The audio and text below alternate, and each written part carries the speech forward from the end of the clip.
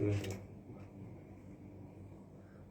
Ahora sí, luego de algunos inconvenientes técnicos ya estamos listos para hacer la columna del día de hoy. Hoy es oficialmente el retorno para este 2026 de la columna de Ciencia Vecina, la columna que lleva adelante la comunidad científica de Parabachasca, que viene con novedades para este año. Ya estaremos desmenuzándolas a lo largo de este bloque, así que ya mismo le doy la bienvenida a Nicolás Trivi, quien será el encargado de abrir el calendario 2026 de la columna de Ciencia Vecina. ¿Cómo estás, Nico? Buen día. Hola, ¿cómo va? ¿Todo bien? Bien, yo digo, el público estará esperando novedad y otra vez le ve la cara a este tipo que ya apareció varias veces. Se deben querer matar, pero bueno, es lo que hay. Sos el que más veces vino, ¿no? Y me parece que Parece sí. que debe haber sido el que más veces vino. ¿Cómo pasó el verano? Bien, qué sé yo, con las vicisitudes de este país y de este mundo que no dan respiro, pero dentro de todo bien. Y contento de estar acá. Bueno, muchas gracias por llegarte, por seguir representando y seguir sosteniendo esta columna, con las vicisitudes justamente que eso implica. Así que desde ya te agradecemos a vos en particular y a la comunidad científica de Parabachasca en general por continuar con este segmento que, bueno, este año tiene novedades. Hay una pequeña actualización en cuanto a la periodicidad de la columna. A partir de 2026 la frecuencia se amplía, va a ser cada 15 días. Sí, va a ser cada 15 días y vamos a tratar de tocar algunos temas más de coyuntura y también tratar de conseguir el aporte de conocidos, colegas, compañeros que por ahí no viven acá, no están acá, pero con los cuales tenemos vínculos, así que vamos a tratar de abrir un poco la cancha a ese tipo de cosas. Igualmente hoy no va a ser tan de coyuntura lo que vamos a charlar. Sí. Todo tiene que ver con todo igual siempre, pero bueno, había temas más candentes que van a quedar para más adelante o para otros momentos del programa. Hoy vamos a hablar de turismo comunitario. Así es, sí, eso iba a mencionar. Hemos tenido realizando columnas acerca de cuestiones más coyunturales de la actualidad por ahí del CONICET y de las instituciones que nuclean a quienes integran la comunidad científica. Pero bueno, hoy te tenemos en tu campo de especialidad, que es el turismo comunitario, algo que ya hemos abordado y que se puede decir, viendo el título de la columna, que es un poco una profundización de algunas otras columnas. Sí, estas son algunas cosas que yo vengo trabajando y que tienen que ver con cosas que se hacen y que muchos colegas también trabajamos en estos ámbitos con organizaciones en distintos territorios y tiene que ver con, digamos, parte de la función que creemos que tenemos que cumplir. Como parte de un sistema público de ciencia que está bastante cascoteado, pero bueno, yo digo que estamos resistiendo la nevada mortal de los alienígenas porque está jodida la cosa para todo el mundo. Pero bueno, yo quisiera retomar en algo que habíamos charlado la primera vez que yo vine, que estuvimos hablando del turismo en general, no sé si se acordarán, pero bueno, pueden chequear, la columna está colgada Está en Instagram, está en YouTube. Exactamente, que tenía que ver con la disputa por el tiempo libre. Sí. Que el turismo tenía que ver con eso, porque es algo central en las sociedades capitalistas, la disputa política, económica, por la riqueza y también por el tiempo libre. Ahora lo estamos sufriendo con la cuestión de... Sí, sumó un capítulo nuevo, ¿no? Exactamente, con la cuestión de la reforma laboral, donde, bueno, se han escuchado posiciones bastante cínicas diciendo, bueno, ¿por qué no quieren trabajar 12 horas y qué van a hacer fuera de su tiempo de trabajo? ¿Qué van a hacer en su tiempo libre que no sea trabajar, ¿no? Como diciendo, ¿para qué querés tener una vida que no sea... Sí, o sea, si naciste para laburar, ¿no? Exactamente. Qué espanto. Tremendo, pero bueno. No quería llegar a reducirlo a eso, que obviamente, o sea, Sí.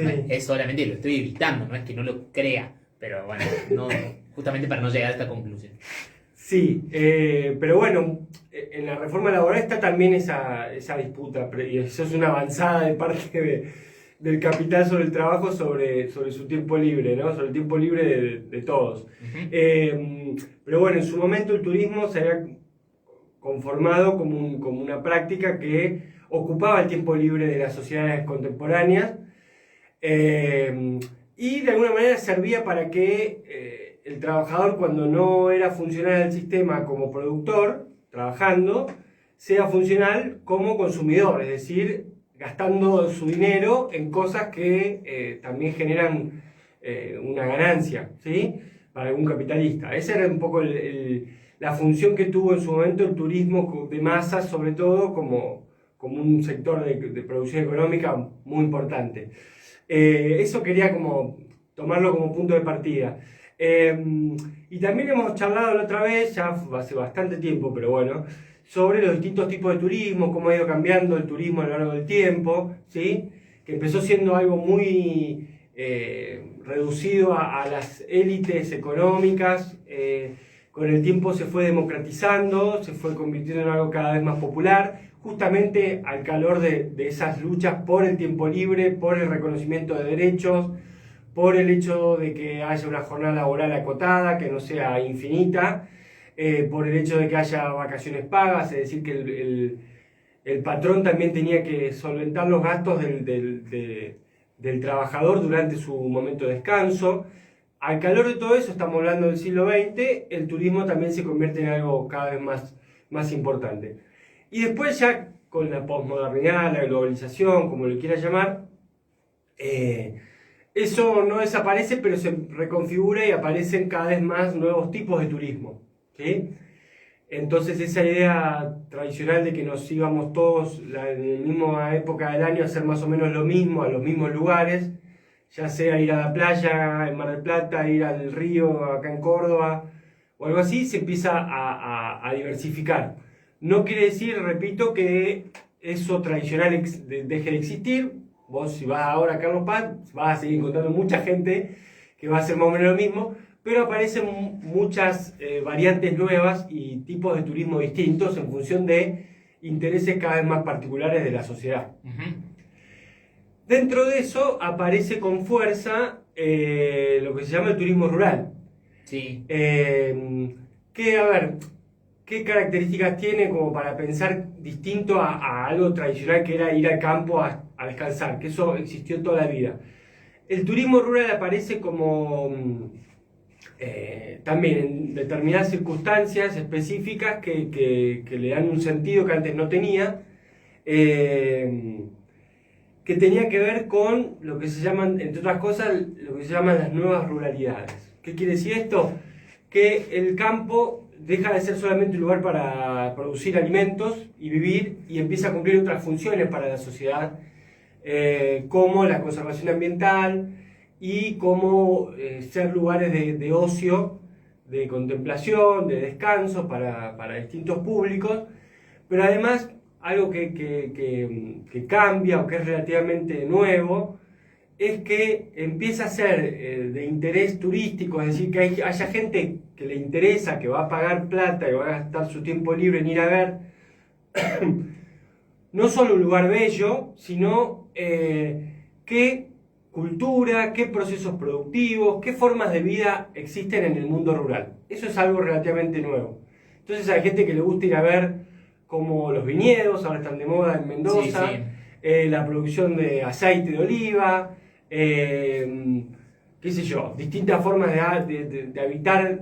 Sí, como que cada industria, cada polo productivo según el territorio también se ha comenzado a elaborar o a darle más bolilla a este aspecto de a ver qué podemos armar, qué podemos setear para que la gente recorra y lo disfrute. Tal cual. El qué podemos armar es clave porque también hay una cuestión ahí de intencionalidad política que la vemos, que está estudiada, está trabajada, que es muchas veces desde el poder político y también desde las fuerzas vivas que hay en una sociedad se busca generar esos atractivos turísticos para construir de a poco una nueva fuente de ingresos para esos lugares, para esos territorios, ¿sí? Entonces se inventa la fiesta de lo que a vos se te ocurra en tal pueblo, claro, para generar algún tipo de atractivo y que vaya gente a estar ahí. Lo que yo decía que era interesante era que empieza a haber un interés por cómo se vive y cómo se produce en el campo. Esto dicho en términos muy generales. Y ahí va desde el turismo de estancias más tradicional hasta estas cosas, esta nueva forma que vamos a hablar ahora, que tiene que ver con rescatar y recuperar, por ejemplo, esto sobre todo fue en Europa, alguna forma de producción muy tradicional de cómo se hacía tal queso, cómo se produce el jamón en tal lugar y qué sé yo, bueno, y armar todo un circuito alrededor de eso, ¿sí? Y acá en América Latina, sobre todo, esto empalma con procesos de organización, de resistencia de comunidades originarias y organizaciones campesinas, que empiezan a ver esto como una posibilidad de varias cosas.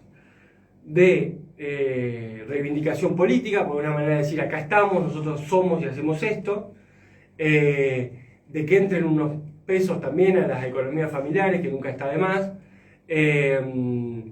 y también de profundizar o fortalecer la organización comunitaria. Entonces, lo que sucede es que este fenómeno del turismo rural que se va expandiendo, que va adoptando distintas lógicas, porque también hay un turismo rural elitista, corporativo, excluyente, bueno, va siendo tomado por distintos sujetos que están dando vueltas por ahí y lo van a aprovechar o tratar de implementar en su favor. Entonces ahí es donde aparece esta idea del turismo comunitario, el turismo rural sobre todo, comunitario. ¿Qué sería el turismo comunitario? A ver, chicos, anoten. El turismo comunitario sería bajarlo o diversificarlo. Se puede tomar de varias cuestiones. También se lo puede asociar al turismo social. Claro, bueno... comunitario es un término que puede entrar al terreno de lo general también. Sí, bueno, mira, ahí tiraste una que no se me había ocurrido, no la había pensado y está bueno para hacer un contrapunto. ¿Qué era o qué se entendió, por lo menos en Argentina, tradicionalmente como el turismo social? Los hoteles de Chapalmalal y de Río Tercero, ¿no? Sí. Pero ahí, ¿cómo funcionaba eso? Era un turismo, sí, funcionaba porque era realmente... Sí, eran unidades turísticas, no sé bien cuál es la realidad de ambas.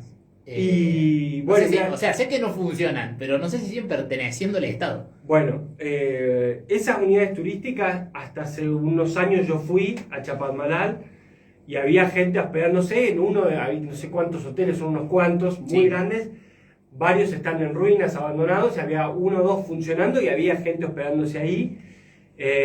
Sí, yo recuerdo haber conversado con conocidos en la previa del verano 2024, sería saliendo el 2023, que iban a Chapalmalal. Claro. Chapalmalal, que es una zona que además ahora se está valorizando desde el punto de vista inmobiliario y se ha vuelto bastante, conflictiva, porque, cuando pasan esas cosas se arma un poco el despelote. Pero bueno, volviendo, ¿cuál era el esquema de ese turismo social? Era el Estado que gestionaba una infraestructura turística X para un público de sectores populares, ¿no? Urbano, que era lo que le permitía, en función de su fuente de ingreso, acceder a eso, que era un producto bastante estandarizado. Sí. No lo estoy criticando, estoy tratando de describirlo para compararlo con esto otro. También podríamos relacionarlo con el turismo sindical, donde eran las organizaciones sindicales urbanas, sobre todo las que tenían los hoteles, los campings, ¿sí? Y a sus afiliados les permitían acceder a un producto de calidad, pero a un precio más accesible. Acá acota Ani Ávila por Instagram, por el vivo de Instagram, comenta, agrega algunas unidades turísticas como la de Punilla, la colonia aquí en Altagracia, la colonia Santa Fe, Claro. que había vuelto a funcionar, y hace un apunte, que quería hacerlo, pero bueno, en el medio de la charla se me pasó, en Embalse, la unidad turística. Claro, sí, dije, Había Chapalmalal y dicho- Embalse son las más grandes. Había dicho Río Tercero en primera instancia, supongo que por eso hace el Bueno. apunte, pues Instagram suele tener un poquito de delay. Está bien. Bueno, eso ahora, supuestamente, lo último que yo sé es que habían pasado disponibilidad para ser vendidos. Sí, Y sí, ahí- eso es la última novedad que tuve yo. Sí, bueno, nada, es eso, la destrucción del patrimonio público, es lo que votaron muchos. Es lo que quiere la mayoría. Sí, no sé si es lo que quiere, pero bueno, es lo que votaron. Yo, si lo votaron, entiendo que es lo que quieren. Después podemos. Eso es para otra discusión. Es para especular un montón. Pero bueno, ¿qué diferencia hay ahí con el turismo comunitario? Que es algo mucho más nuevo.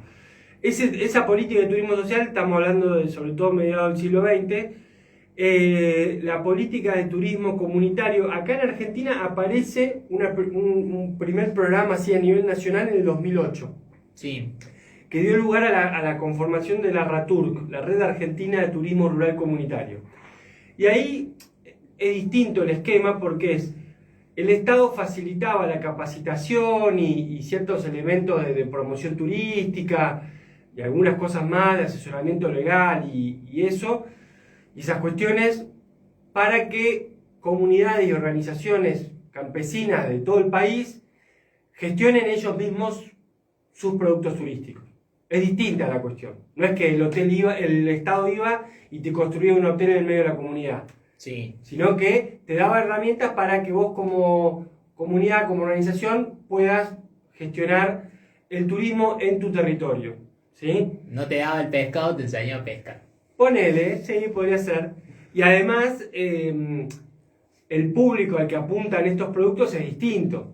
No es el público popular que iba a Chapalmalal, sino que es un público de clase media, ¿sí? A veces es un público extranjero, porque todo esto... Entonces, perdón la interrupción. El turismo comunitario, el concepto de turismo comunitario, parte desde la gestión, no desde la accesibilidad. Claro, sí, muy buen aporte, sí. A ver, la gracia de lo que lo distingue como modalidad turística a este turismo comunitario no es exactamente qué ofrece, sino cómo se gestiona. ¿Sí? ¿Quién lo lleva adelante y quién lo aprovecha de alguna manera? ¿Sí? Después, a partir de eso, obviamente que el medio es el mensaje, ¿no? Parte de lo que alguien va a consumir o a ver o a conocer es esa experiencia comunitaria, ¿no? O social, o ese acervo cultural que puede tener un pueblo, Sí. pero lo distintivo es cómo se gestiona, ¿sí? Si vos agarrás a gente de una comunidad y ponés vos una empresa y los tenés a todos de empleados para que reciban gente y vos les mostrás y esa gente les muestra los telares y las casas de adobe y qué sé yo, pero no dejan de ser empleados de una empresa, por ejemplo, eso no sería turismo comunitario, sería otra cosa, ¿sí? El turismo comunitario sería, está cuando es esa misma comunidad la que gestiona de alguna manera eso que quiere vender. Lo cual no quiere decir que no pueda tener un vínculo con algún intermediario, una agencia de viaje que sea el que organiza y sube un montón de gente a un colectivo para llegar a un paraje remoto. Pero los que tienen la teca, digamos, tienen que ser la comunidad para que sea comunitario. ¿Sí? Sí. Ahora sí quedó mucho más, más aclarado. Bueno, ¿a dónde estaba yendo? Bueno, esta red que aparece, a ver, eso está bueno para ver cómo hay un vínculo entre políticas públicas y organización social, comunitaria. Sí. Digamos, esta política de turismo comunitario, que es del 2008-2009 más o menos, que se prolongó, siguió un tiempo, no creó a las comunidades ya existían, pero sí que ayudó a que esas comunidades se conecten entre sí alrededor de esta cuestión, ¿sí? Que es algo relativamente reciente porque no son las reivindicaciones históricas de tierra, de reconocimiento cultural, es otra cosa, ¿no? Organizarse en relación al turismo, pero de alguna manera se busca que eso sirva para fortalecer esas otras luchas históricas, ¿sí? Básicamente a través de que la gente conozca y deje un mango en ese lugar. Sí, sí, sí, el objetivo es totalmente... Y entonces se lo puede pensar como un factor de arraigo esta actividad, ¿sí? Es decir, algo que a vos te permite estar en el territorio y no tener que migrar porque no tenés laburo, ¿sí? Sobre todo para los más jóvenes. Tener 14, 15 años y ya encontrar algo para hacer. Después está, obviamente, la elección, pero saber dónde está la salida inmediata.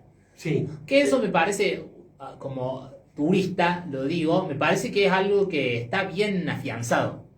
Eso está bien afianzado. Uno recorre los pueblos y te das cuenta que sos habitante del lugar, más o menos sabes dónde está. Sí. Dónde hay una moneda cuando si te estás cayendo pedazos o desde dónde construir algo. Pues hay otras cuestiones vinculadas a la gestión y la promoción turística que contribuyen o no a que eso se desarrolle. Sí. Pero creo que eso está en las ciudades que laburan bien el turismo, está bien establecido. Sí, sí. Bueno, y después, eso una vez en una charla lo decía un referente de una comunidad de Tucumán, de Maicha del Valle, sí. Como para ver cómo hay ciertos cambios que hacen a lo que va pasando en el campo. Y decía esta persona que, bueno, estábamos en plena pandemia y ellos estaban chochos con el tema de la virtualidad, porque les permitía a sus jóvenes seguir estudiando sin tener que irse del pueblo, ¿sí? Entonces, bueno, era una posición interesante. Yo personalmente, no digo que estoy en contra, pero no me gusta la virtualidad para la escuela, para el estudio, para las clases.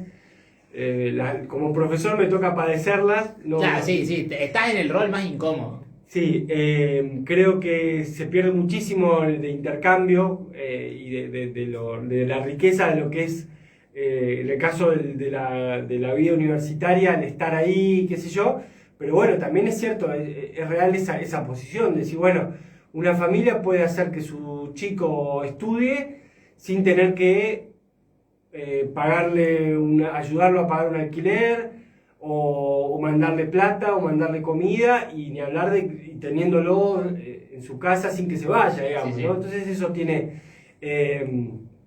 algo positivo y bueno, a lo que voy es que estas propuestas también se fortalecen con la oferta académica que hay en turismo y en otras disciplinas, en otros ámbitos, a los cuales todos en general digo, pero en esta población en particular puede acceder a través de estos mecanismos, ¿no? Virtuales o a distancia. Acá Ani dice como último aporte que sí, que hoy las comunidades eligen el turismo, en consonancia con lo que acabas de decir. Sí. Me parece, y es evidente. De hecho, sí. Sin ir más lejos, Altagracia, que es una localidad sí.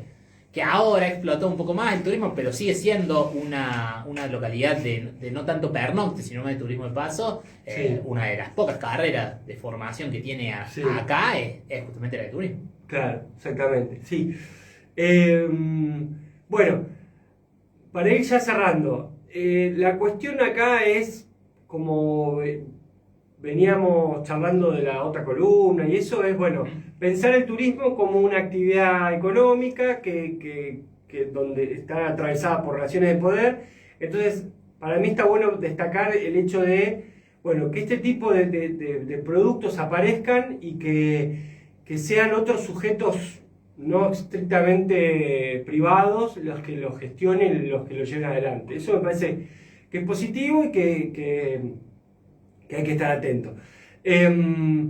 Yo personalmente comento, estamos trabajando en el oeste de Córdoba, ahí que ya lo hemos charlado la otra vez, sí, en el departamento Pocho, por ahí, y estamos en conjunto con la comuna y con el Parque Nacional Tras la Sierra, bueno, distintos actores, estamos tratando de atender a una demanda de población que está viendo todo el desarrollo turístico alrededor de los túneles de Pocho, y están viendo cómo se organizan para que algo de todo eso les llegue a ellos y les genere un ingreso económico.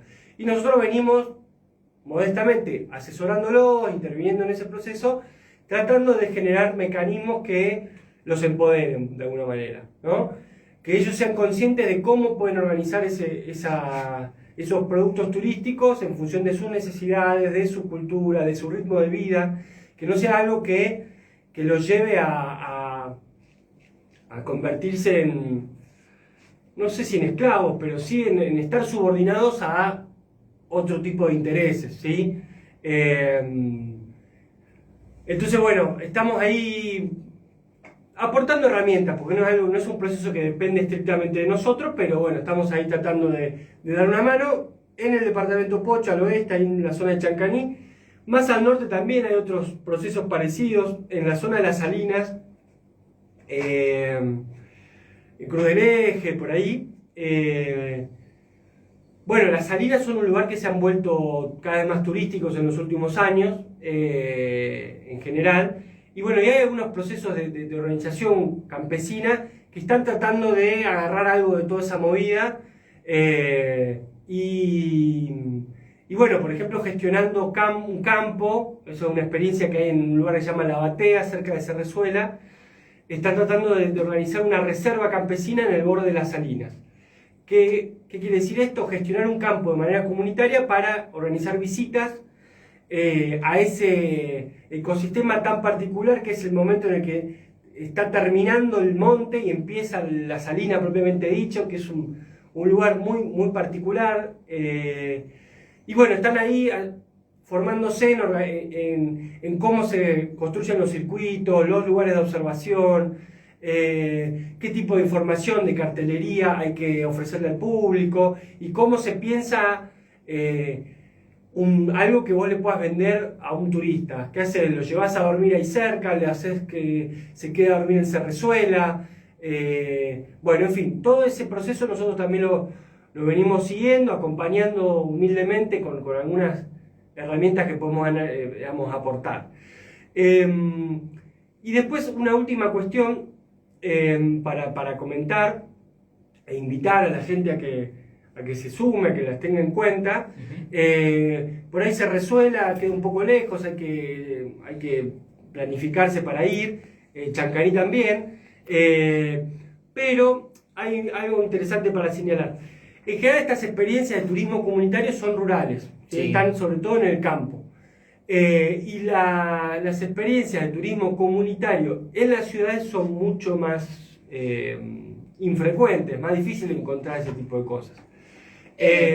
Seguramente lo vas a explayar ahora, pero ¿por qué? ¿Es por una cuestión de disponibilidad de herramientas para promocionarlo? Porque decís, bueno, el turismo rural tenés los polos productivos en cada zona rural. En la ciudad, si no hay un polo industrial, por ahí se dificulta. Puede ser, habría que preguntarse por qué. Pero una cuestión es que en general en el ámbito rural está esa visión romantizada de los sectores populares. O sea, se ha construido una visión más romantizada sobre los sectores populares que es más difícil de llevar adelante en una ciudad, ¿sí? Es más lindo ir a ver la pobreza en el campo que a una villa. Sí. Pero eso... Diciéndolo de una manera muy cruda. Sí, sí. Eso es algo a corregir, perdón la observación. Mira Brasil. Sí, ni hablar. Bueno, ahora se ha puesto de moda toda esta historia de... Bueno, el turismo en las favelas de Río está hace rato dando vueltas. Yo la verdad que desconozco en profundidad, pero seguro que hay experiencias comunitarias de gente de la propia favela que gestiona las visitas y lo hace como una manera de reivindicar su lugar en el mundo y no de una manera estigmatizante o estereotipada como es la de... Habrán visto ahora esos videitos que se pusieron de moda que... Sí, el dron en la Rosiña. Yo puedo hablar de mi experiencia personal. La primera vez que estuve en Río me quedé en lo de una amiga que vivía en una favela. Ah, mira. Así que habité la favela de verdad. estuve 10 días viviendo en Cantagalo, una favela que está ahí muy cerquita de la playa de Copacabana. Ah, mira. Y recuerdo haber, volviendo tarde de la noche, alguna mañana, ver una visita guiada de una vecina de la favela Ah, mira. a los turistas. Bueno, interesante. Sí, sí, con recomendaciones, todos gringos, me acuerdo de eso. Claro. Desentonaban mucho. Con Sí. recomendaciones de que, explicando un poco cómo se movían los grupos que integran la favela, que no son todos, o sea, hay que sacar ese estigma también. Hay mucha gente No, de más laburo vale. que vive en la favela, de hecho, Sí, sí, mi sí. amiga lo era. Pero que no llevaran cámaras, como que también, como que no, el guía pertenece al lugar, pero no tiene un control total tampoco. No, más vale. Pero hay una cuestión comunitaria en el armado del turismo ahí. Por Está citar bueno, un es ejemplo, interesante. y para trasladar a una experiencia similar que se dé en Argentina, que pueda darse. Bueno, yo quería cerrar comentando una experiencia que está muy acá, muy cerca, que es en el barrio Alberdi, en Córdoba. Sí, Hay una movida que se llama Territorio Alberdi, que es una experiencia de turismo comunitario urbano. ujú, La pueden buscar en Instagram y estar atentos a las novedades. Ellos son gente del barrio, el centro vecinal, el Club Belgrano, bueno, distintas sí, organizaciones. la piojera, Exactamente. seguramente algo vinculado a la cervecería también. Exactamente. Eh, Bueno, toda esa cultura barrial, entre otras cosas, está dando lugar a esta experiencia en la que lo que han estado haciendo es organizar circuitos para recorrer el barrio a pie, conociendo la historia de ese barrio tan particular que tiene un acervo de luchas populares ujú, tan interesante, ¿no? Que tiene la que ver reforma. con la reforma, tiene que ver con la reforma universitaria, con la lucha de la cervecería en Córdoba. Bueno, hay muchas experiencias ahí, mucha experiencia política acumulada, que ahora se puede pensar también como un producto turístico. Ujú. La cuestión ahí es si eso se convierte en algo medio folclórico y medio vaciado de contenido, o si por el contrario puede tener un contenido político más potente, más power, ¿sí? Bueno, ahí yo creo que la clave está en quién es el que te vende el viaje, digamos. Claro, sí, sí, sí. Hablando mal y pronto. Y bueno, hay una gente de la Facultad de Turismo, unos estudiantes que ahora son licenciados, que han estado participando de eso, hicieron su trabajo sobre esa cuestión. O sea, ellos estuvieron interviniendo en todo ese proceso y después escribieron su trabajo final para recibirse sobre eso. Y ¿qué iba a decir? Bueno, no sé. Pero la cuestión es que han estado participando de eso, y en ese trabajo cuentan los vínculos que se han tratado de establecer entre todas estas organizaciones que vos mencionás, Sí, que no siempre son tan armónicos, a veces por distintos motivos de tiempo, de intereses, de miedos. Por ejemplo, cuentan ahí que les ha costado trabajar con la comunidad comechingona del pueblo de La Toma, que son los comechingones que vivían ahí, que la ciudad creció sobre ellos, sí. que hace tiempo que están tratando de incorporarlos de alguna manera, que sean parte, porque es parte de la historia más profunda de ese lugar. Sí. Y la comunidad ve el turismo con muy malos ojos, entonces no tiene muchas ganas de participar, Claro. básicamente. Sí, Pero sí. bueno, son cosas como para tener en cuenta que ese tipo de procesos tienen sus particularidades, tienen sus matices, sus idas y vueltas, sus intereses contrapuestos. ¿Quién te dice de que dentro de unos años la comunidad dice, che, la verdad que puede estar bueno aprovechar esta movida para fortalecernos? Interesantísimo la propuesta. En mi caso, aprendí el aprendizaje de lo que es el concepto del turismo comunitario y cómo eso, bueno, como vos explicás, tiene mucha diversidad en relación a las comunidades sobre las cuales se aborda. Vos a lo largo de la columna, bueno, desarrollaste lo que pasa en las comunidades rurales, que, bueno, tienen un punto para explotar el turismo de ahí y una visión externa, que es esta romantización de la pobreza rural. Pero también eso se puede replicar y se replica también en muchos otros lugares, y también esta confrontación de actores.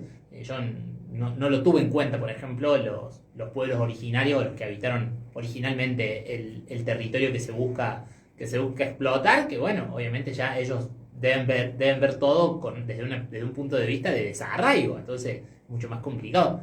Me lleva a pensar también en otros lugares, en otros territorios donde está un poquito más aceitado el vínculo entre las instituciones y por ahí los integrantes de las comunidades originarias, como puede ser en el noroeste, por ejemplo, como otro tipo de experiencia, y me hace repensar o dar una vuelta de rosca y decir, che, la gente que representa a las comunidades, ¿qué tan vinculada está a las comunidades? Porque seguramente hay un sector disidente.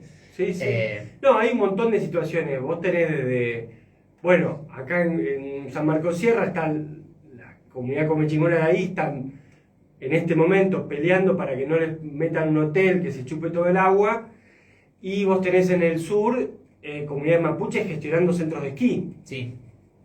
Entonces hay una diversidad de situaciones muy grande, pero yo creo que la clave para interpretar eso es, bueno, el turismo es una actividad económica que tiene su impacto social, ambiental, cultural, no es inocuo, pero bueno, la cuestión es quién lo gestiona, quién lo lleva adelante en función de qué intereses y cómo se reparte la torta, digamos. Esa es lo que va cambiando. La bajada de línea, que hay una bajada de línea turística, obviamente, y bueno, obviamente la cuestión monetaria, que es lo que prima, puede gustar o no. Exactamente. Pero es lo que manda. Uh-huh. Así que, bueno, excelente, Nico. La verdad que excelente columna. Último aporte por parte de Instagram. Te saludan Albertina y Andrea. Bueno. Agradecemos a todos los que han estado del otro lado. Muy concurrido el vivo de Instagram. Bueno, qué bien. Debo decir. Así que, evidentemente, se esperaba la columna. Si salimos por la ruta del turismo comunitario. Agregan ahí el aporte. Así que, bueno, interesantísima la columna. Una persona que, hablando de diversidad, vos podés venir a hablar de lo que sea, de volver al futuro, de la coyuntura. Sí, la verdad que me puedo acomodar para hablar de distintos temas. Bueno, te esperamos pronto. Ojalá. Por más que vos digas que te repitas. Sí. Te esperamos pronto, la verdad que gran aporte. Así que muchísimas gracias por reabrir el año de la columna de Ciencia Vecina. Bueno, recordamos, el próximo 16 de marzo tendremos la segunda edición.